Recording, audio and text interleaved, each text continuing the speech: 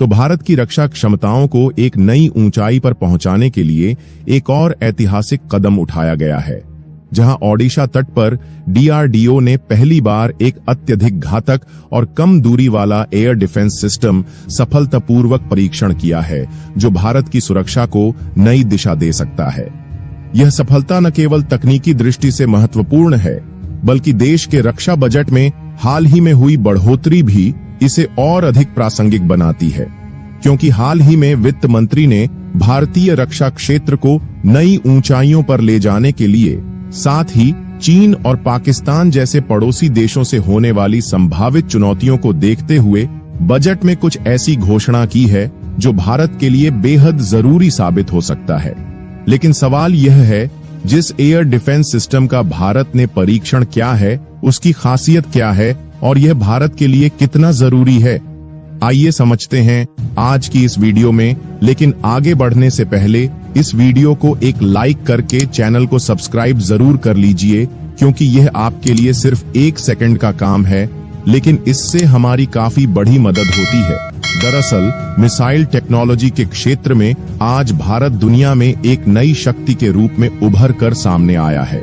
जहां कई देश भारत से मिसाइल खरीदने के लिए बेताब हैं, वहीं कुछ देश तो उसकी उन्नत मिसाइल तकनीक को हासिल करने की कोशिशों में लगे हुए हैं। और अब इस क्षेत्र में भारत की बढ़ती ताकत को और मजबूती देते हुए भारतीय रक्षा अनुसंधान एवं विकास संगठन यानी डीआरडीओ ने हाल ही में ओडिशा तट पर चांदीपुर में कम दूरी वाली वायु रक्षा प्रणाली का सफल परीक्षण किया है। यह परीक्षण भारतीय रक्षा क्षमताओं के लिए एक महत्वपूर्ण मील का पत्थर है, जो न केवल हमारी सुरक्षा को और मजबूत करता है, बल्कि पूरे विश्व में भारत की तकनीकी श्रेष्ठता को भी दर्शाता है। और देखा जाए तो डीआरडीओ आज अपनी मिसाइल तकनीक के लिए दुनिया भर में एक मिसाल बन चुका है।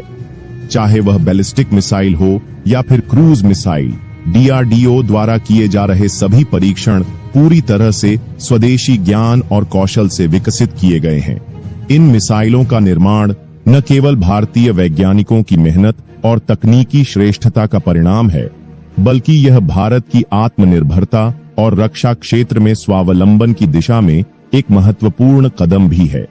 लेकिन हाल ही में इसी शानदार प्रयास के तहत डीआरडीओ ने बालेश्वर शहर से महज 12 किलोमीटर दूर स्थित चांदीपुर के आईटीआर परीक्षण केंद्र से एक ही मिसाइल का 3 बार लगातार परीक्षण करके भारतीय रक्षा प्रणाली की ताकत और विश्वसनीयता को साबित करने के लिए एक अहम कदम उठाया है। गौर करने वाली बात यह है कि चांदीपुर से डीआरडीओ द्वारा किए गए वायु रक्षा प्रणाली के 3 लगातार उड़ान परीक्षण पूरी तरह से सफल रहे और उन्होंने अपने लक्ष्यों को सटीकता से ध्वस्त कर दिया। यह परीक्षण खास तौर पर उन उच्च गति वाले और कम ऊंचाई पर उड़ने वाले लक्ष्यों के खिलाफ किए गए थे, जो युद्ध की स्थिति में बेहद चुनौतीपूर्ण साबित हो सकते हैं। इन परीक्षणों के दौरान मिसाइलों ने विभिन्न उड़ान स्थितियों में कम उड़ान वाले ड्रोन जैसे लक्ष्यों की नकल करते हुए कम थर्मल सिग्नेचर वाले लक्ष्य को पहचानने और उसे पूरी तरह से नष्ट करने में सफलता प्राप्त की। और देखा जाए तो यह उड़ान परीक्षण अंतिम तैनाती विन्यास में किए गए, जिसमें 2 फील्ड ऑपरेटरों ने मिसाइल की तैयारी, लक्ष्य प्राप्ति और फायरिंग की पूरी प्रक्रिया को अंजाम दिया। यह परीक्षण न केवल भारतीय रक्षा प्रणालियों की सटीकता और प्रभावशीलता को साबित करता है, बल्कि यह भी दिखाता है कि भारत अब मिसाइल के क्षेत्र में पूरी दुनिया में अपनी उपस्थिति दर्ज कराने के लिए तैयार है। यदि यह कहा जाए कि भारत अब वैश्विक मिसाइल बाजार में अपनी शक्ति का लोहा मनवा रहा है, तो यह कोई अतिशयोक्ति नहीं होगी। डीआरडीओ द्वारा किए गए इन परीक्षणों ने यह स्पष्ट कर दिया है कि भारत की मिसाइल प्रौद्योगिकी न केवल उन्नत है, बल्कि यह किसी भी चुनौती का मुकाबला करने के लिए सक्षम भी है। और देखा जाए तो कोरोना काल में भी भारत ने ताबड़तोड़ बैलिस्टिक और क्रूज सीरीज की मिसाइल का परीक्षण करके मिसाइल के क्षेत्र में अपने आप का एक भिन्न परिचय विश्व के मानचित्र में स्थापित करने में कामयाब रहा था। ऐसे में यह मिसाइल प्रणाली कम ऊंचाई पर उड़ने वाले दुश्मन के किसी भी ड्रोन को सटीक तरीके से नष्ट करने में संपूर्ण तौर पर कामयाब होंगे। लेकिन गौर करने वाली बात यह है कि हाल ही में वित्त मंत्री सीतारमण एक खास बजट पेश करके भारत को आगे कर दिया है, क्योंकि बजट में रक्षा खर्च को हमेशा एक अहम स्थान दिया जाता है, क्योंकि यह सीधे सीधे देश की सुरक्षा और नागरिकों के जीवन से जुड़ा होता है। हमारी सेना की ताकत का निरंतर विस्तार इस उद्देश्य से किया जाता है कि हम भविष्य में आने वाली चुनौतियों का सामना कर सकें और अपनी सीमा की सुरक्षा को सुनिश्चित कर सकें। इसी के तहत 1 फरवरी को वित्त मंत्री निर्मला सीतारमण द्वारा प्रस्तुत वित्त वर्ष 2025 से 26 का बजट देश की रक्षा के लिए एक महत्वपूर्ण कदम है, जिसमें 6.81 ट्रिलियन रुपये का रक्षा खर्च प्रस्तावित किया गया है, जो पिछले वर्ष के अनुमान से 9.5% अधिक है। ऐसे में यह बजट दिखाता है कि देश अपनी सुरक्षा को लेकर गंभीर है और अपनी सैन्य क्षमता को और अधिक मजबूत बनाने के लिए लगातार निवेश कर रहा है।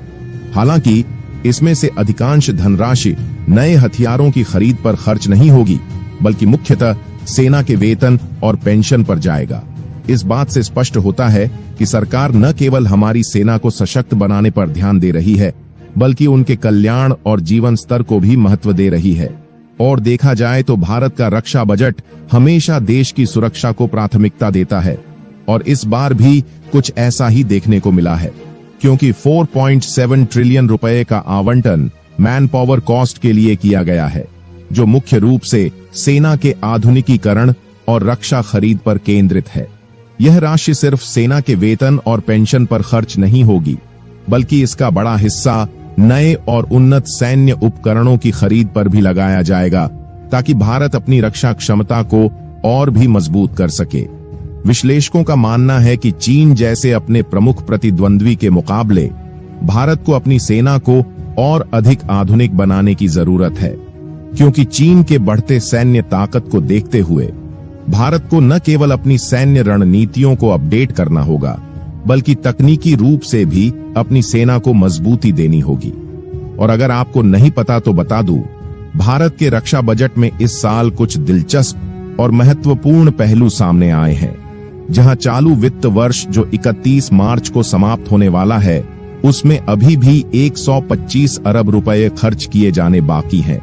यह राशि भारतीय विश्लेषकों के अनुसार रक्षा सौदों की प्रकृति को पूरी तरह से दर्शाती है, जो अक्सर लंबी और जटिल वार्ताओं के बाद ही अंतिम रूप ले पाती है।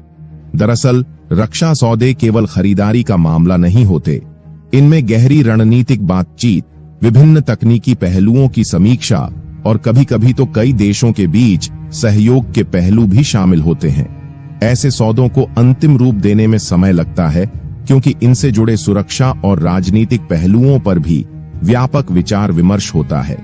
इसका मतलब यह भी है कि इन लंबी प्रक्रियाओं के बावजूद भारत का रक्षा क्षेत्र न केवल अपना आधुनिकीकरण कर रहा है, बल्कि अपनी सुरक्षा को लेकर भी बहुत ही गंभीर और विवेकपूर्ण तरीके से काम कर रहा है। इस दिशा में सरकार का यह कदम काफी अहम है, क्योंकि इसके जरिए हम न सिर्फ सैन्य उपकरणों में सुधार करेंगे, बल्कि देश की सुरक्षा को और भी मजबूत बनाएंगे। तो दोस्तों, आपको क्या लगता है? क्या भारत ने जिस मिसाइल का सफल परीक्षण किया है, वो भारत के लिए काम आएगी या नहीं? हमें कमेंट बॉक्स में जरूर बताएं, और भारत से जुड़ी इसी तरह की इंफॉर्मेटिव वीडियो पाने के लिए वीडियो को लाइक करके चैनल को सब्सक्राइब अवश्य करें। जय हिंद, जय भारत।